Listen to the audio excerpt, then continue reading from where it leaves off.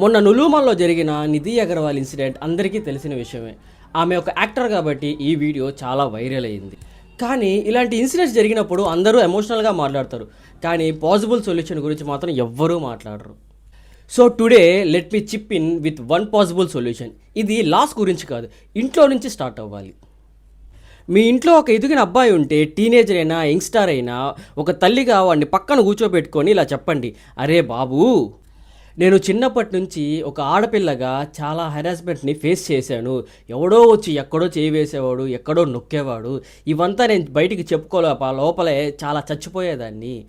ఈరోజు నీతో చెప్తున్నాను, ఒక ఆడపిల్ల మీద చెయ్యి వేసి వాళ్ళని ఏడిపించి సులకానందం పొందే జంతువుని నేను కనలేదని నేను అనుకుంటున్నాను. ఒక ఆడపిల్ల వేసుకున్న బట్టలు బట్టి నువ్వు మొగోడివా మృగానివా అని ప్రపంచానికి ప్రూవ్ చేయాల్సిన అవసరం నీకు లేదు. నీ క్యారెక్టర్ నీకుండాలి. ఎక్కడైనా ఆడపిల్ల మీద తప్పు జరుగుతుంటే వెళ్ళి ఆపి వాళ్ళ కాళ్ళు చేతులు విరగొట్టి ఇంటికి రా. అప్పుడు నేను చెప్పుకుంటాను గర్వంగా, నా కొడుకు మొగాడు అని. కానీ నువ్వు అదే తప్పు చేసావంటే ఆ రోజు నాకు పిండం పెట్టినోడు అవుతావు. ఎందుకంటే నన్ను హెరాస్ చేసినోడికి నీకు పెద్ద తేడానే ఉండదు. ఇది ఆక్వర్డ్గా అనిపించవచ్చు. టాక్ టు యువర్ సన్ మాత్రమే కాదు, మీ బ్రదర్, మీ కజిన్, మీ హస్బెండ్, సమ్టైమ్స్ ఈవెన్ మీ ఫాదర్ కూడా. మా ఇంట్లో ఉండే వాళ్ళందరూ పతిపోతులు, బయట ఉన్న వాళ్ళందరూ లంజులు అనే మైండ్ సెట్ వల్లే ఈ ఇన్సిడెంట్స్ ఆగట్లేదు.